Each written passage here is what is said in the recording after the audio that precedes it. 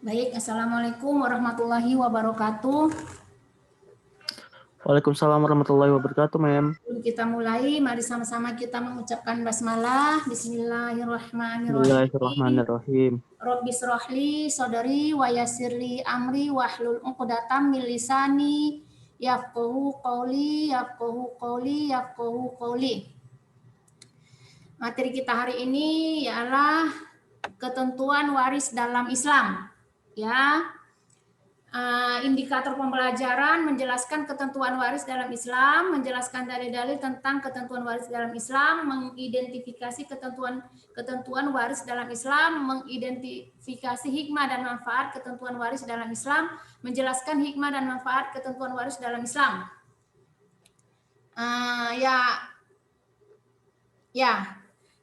Sebagaimana di dalam Al-Quran itu ya,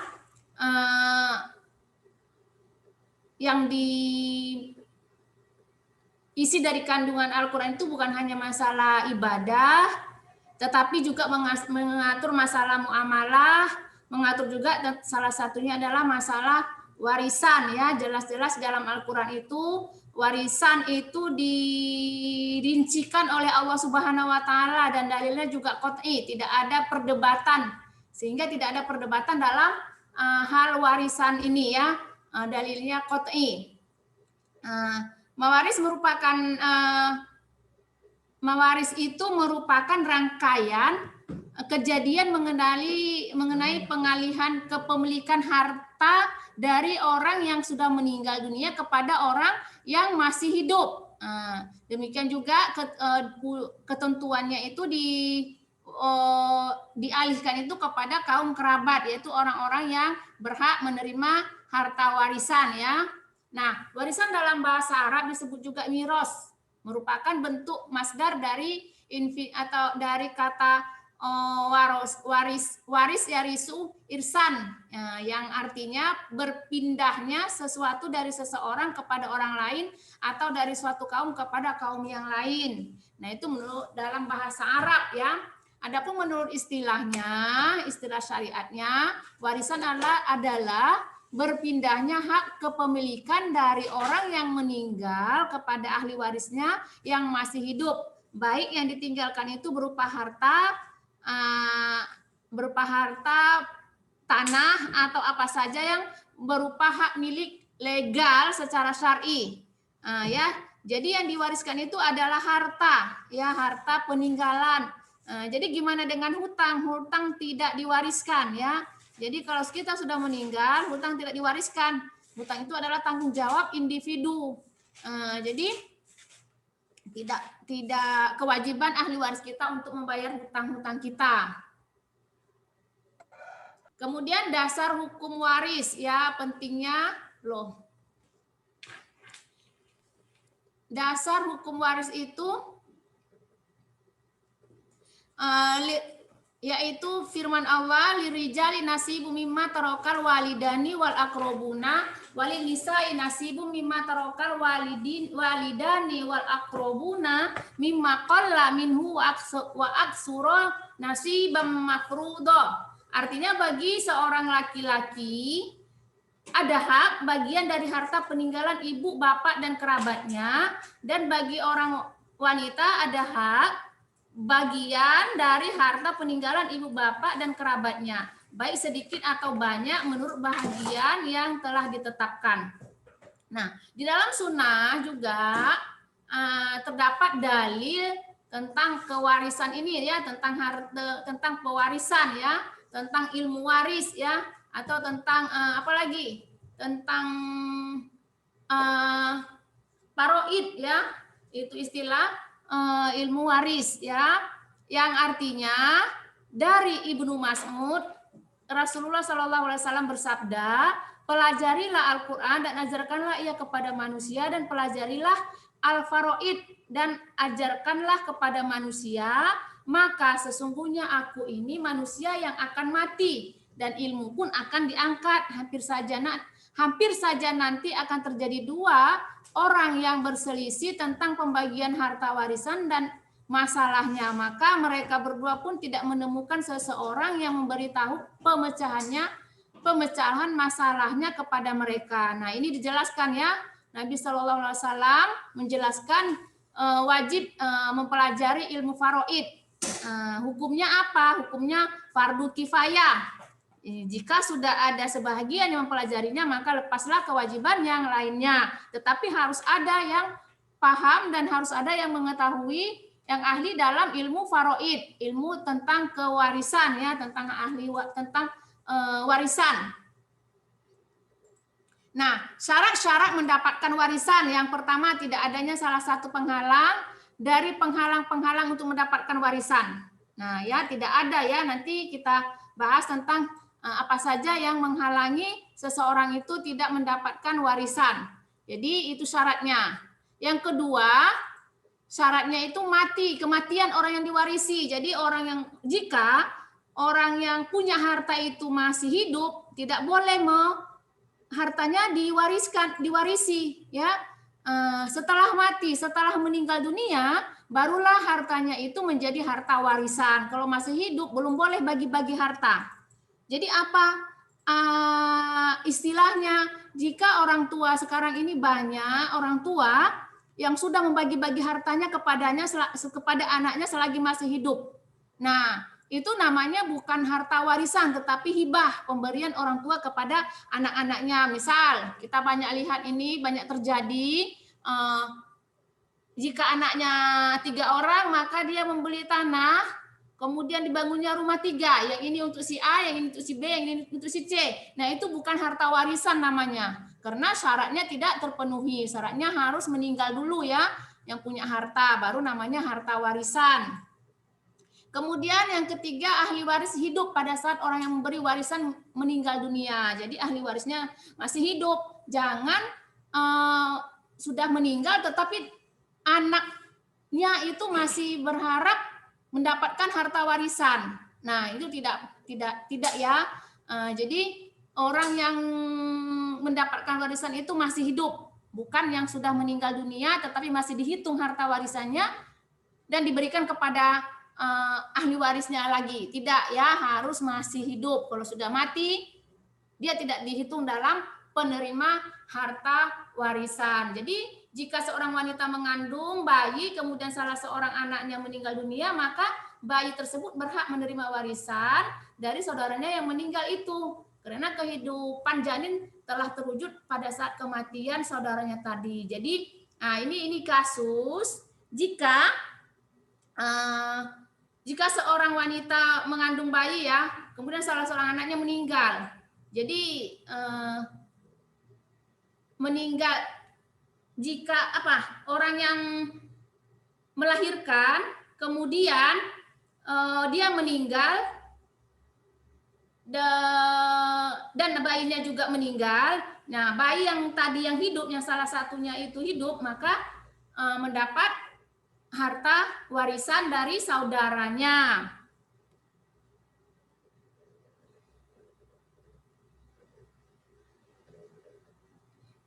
Sebab-sebab menerima harta warisan. Yang pertama nasab, keturunan ya. Keturunan seperti ayah, ibu, kemudian anak, apalagi saudara, kemudian apalagi paman. Nah, ini termasuk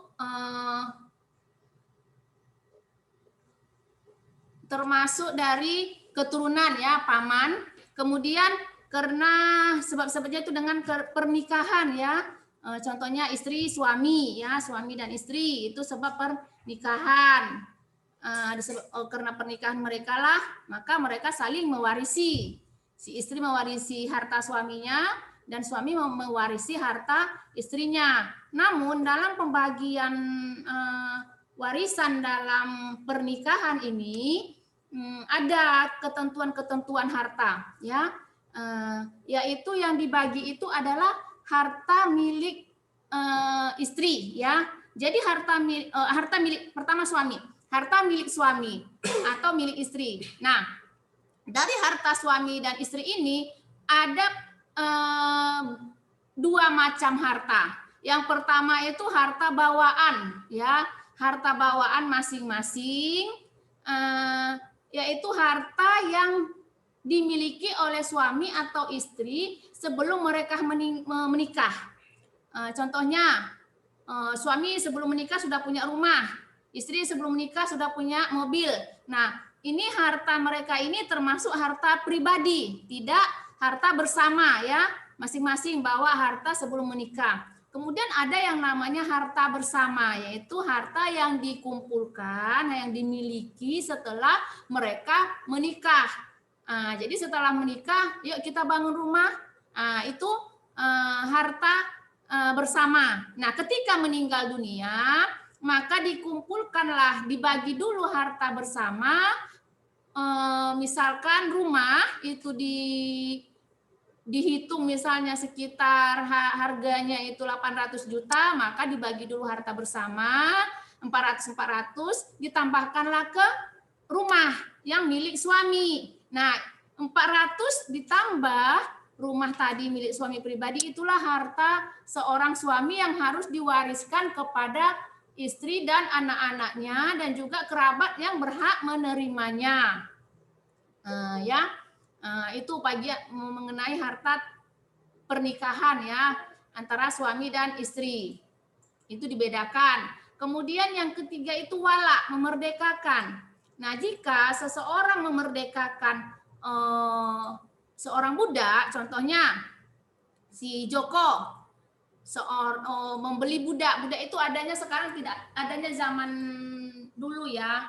Sekarang tidak ada lagi. Kenapa dia jadi budak? Mungkin terjadi perperangan, maka menjadi tawanan. Ya, orang yang orang yang ditawan ini menjadilah dia budak. Budak ini seperti harta. Ya, seperti harta itu maksudnya boleh diperjualbelikan. Makanya Bilal bin Rabah itu adalah seorang budak. Dia dijual, dia punya tuan. Tuan itulah yang pemiliknya. Tuan itu berhak mau ngapain dia aja. Ya, itu zaman dulu, ya.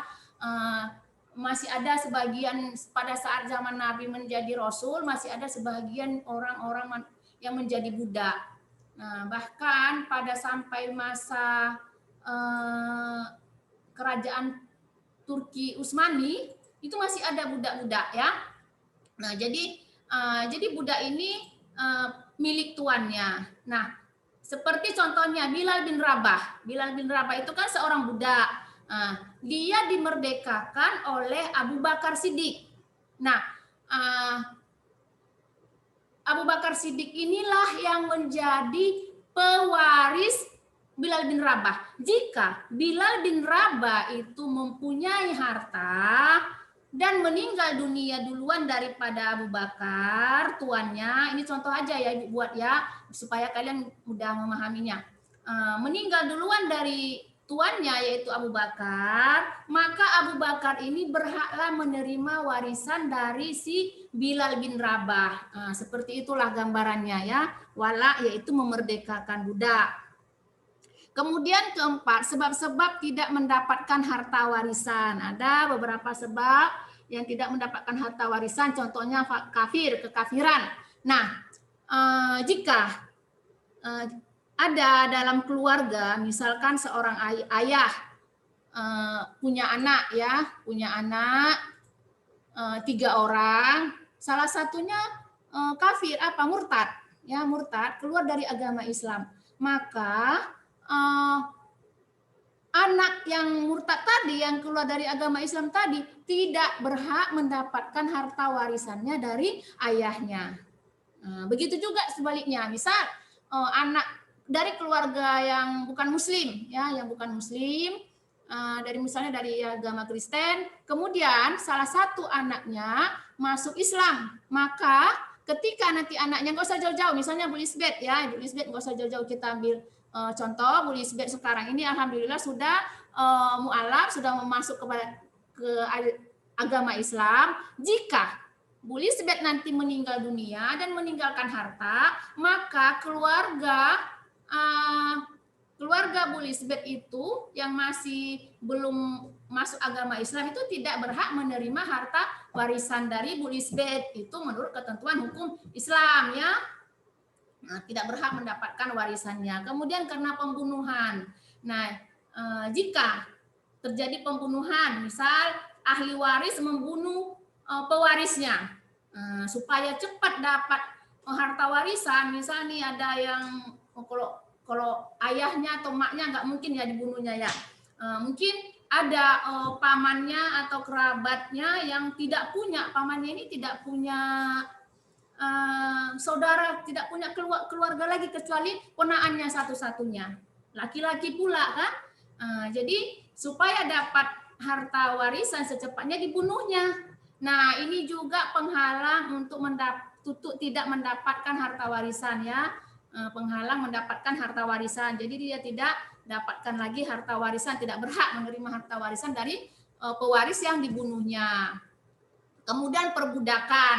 Nah, perbudakan juga itu tadi kalau dia seorang budak, maka dia tidak mendapatkan harta warisan ya dari tuannya. Dari keluarganya ya, keluarganya juga. Seorang budak tidak dapat harta warisan. Nah, ahli waris dalam pembagian harta warisan ada beberapa macam ya, terbagi beberapa macam. Yang pertama itu ahli waris zawil furud. Artinya zawil furud ini adalah yang warisan, jumlah warisannya itu sudah ditentukan di dalam Al-Qur'an ya, sudah ditetapkan. Tidak boleh lagi berubah ya, karena sudah ditetapkan di dalam Al-Qur'an, dalam Quran surah An-Nisa ayat 8 ayat 11. Dalilnya ini qot'i ya, qot'i itu jelas, nyata ya. Berapa bagian ibu, berapa bagian anak perempuan, berapa bagian nenek, berapa bagian istri, jelas ya. Yusikumullahu fi auladikum lizzakari mislu hadzal unsayaini fa in kunna nisaan fauqasnataini falahunna sulusa ma taroka ya. Jadi artinya diwasiatkan Allah pada anak kamu bagi laki-laki itu 2 kali bagian perempuan. Contohnya harta warisan itu yang ditinggalkan anak laki-laki 1 orang, anak perempuan 1 orang ya. Misalkan harta warisannya itu sebanyak berapa ya, sebanyak 10.000, maka jika si anak perempuan ini mendapat 3.000 atau 2.500, maka si laki-laki mendapat, jika perempuan mendapat 2.500, maka laki-laki mendapat 5.000. Jadi 2 kali bagian perempuan. Itu bagian laki-laki ya. Kemudian maka jika dia perempuan lebih dari fauqasnai nataini falahunna sulusan, maka jika perempuan itu anak yang harta yang ditinggalkannya itu lebih dari 2 orang anak perempuan, anak laki-laki tidak ada, maka bagi mereka berdua atau lebih itu adalah 2/3 ya, 2/3 dari harta peninggalan ayahnya.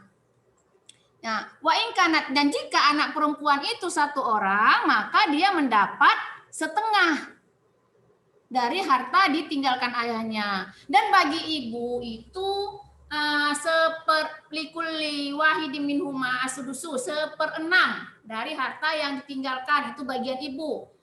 Jika ada anak, maka dia dapat 1/6. Jika tidak ada anak, maka warisan ibu adalah 1/3. Dan jika ada saudara, maka bagi ibu adalah 1/6. Nah, jadi di sini dijelaskan semuanya dijelaskan di dalam Al-Qur'an ini ya.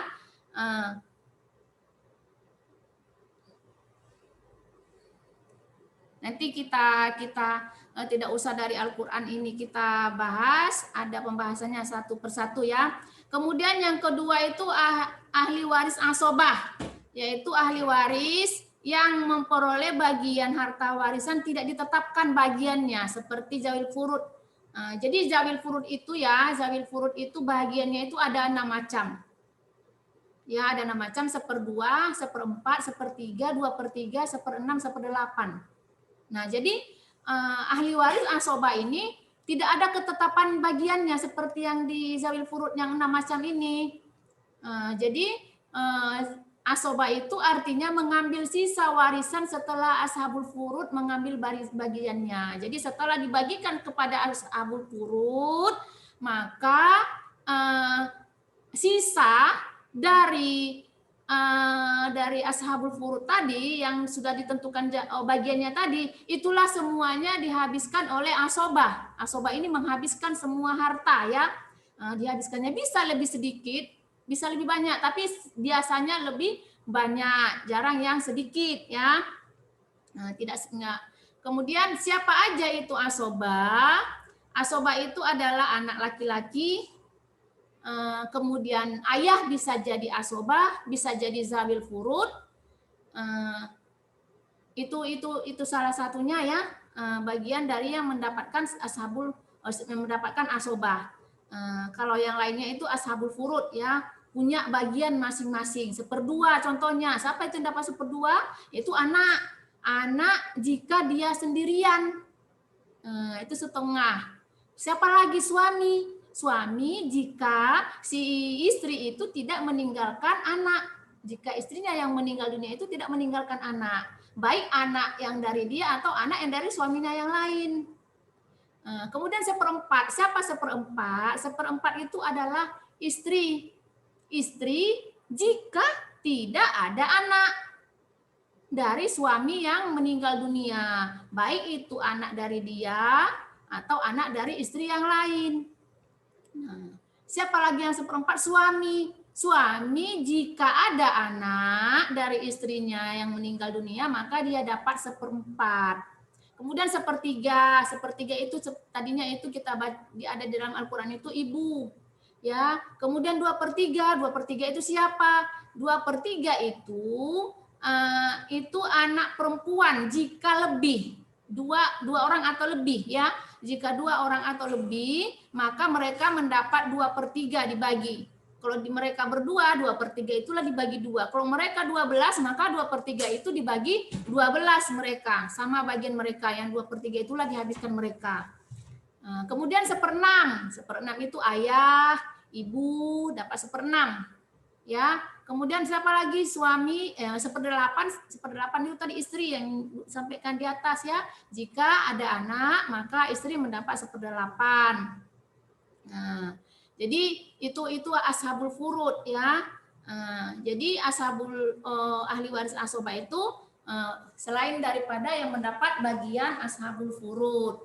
Asobah itu anak laki-laki itu akan tetap mendapatkan asobah ya.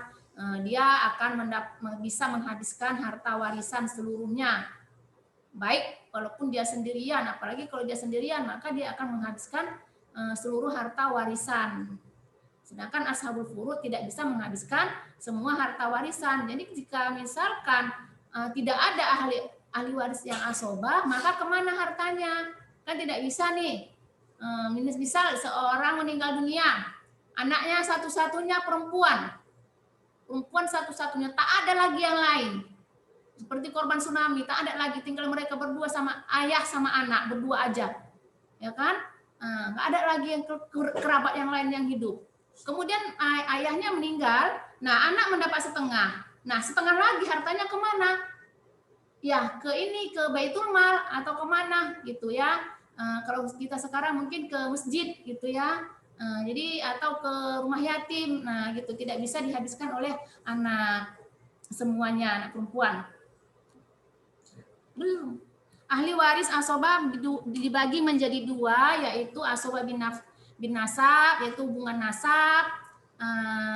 yaitu dibagi 3, asobah bin nafsi, asobah bil ghair, asobah ma'al ghair. Asobah bin nafsi ini contohnya jika dia asobah bin nafsi ini contohnya anak laki-laki, dia asobah dengan sendirinya, ya tidak ada berhubungan dengan orang lain, otomatis dia asobah, kan gitu. Nah, kemudian asobah bil ghair, asobah bil ghair ini seperti anak perempuan yang bersama mewarisi dengan saudara laki-lakinya.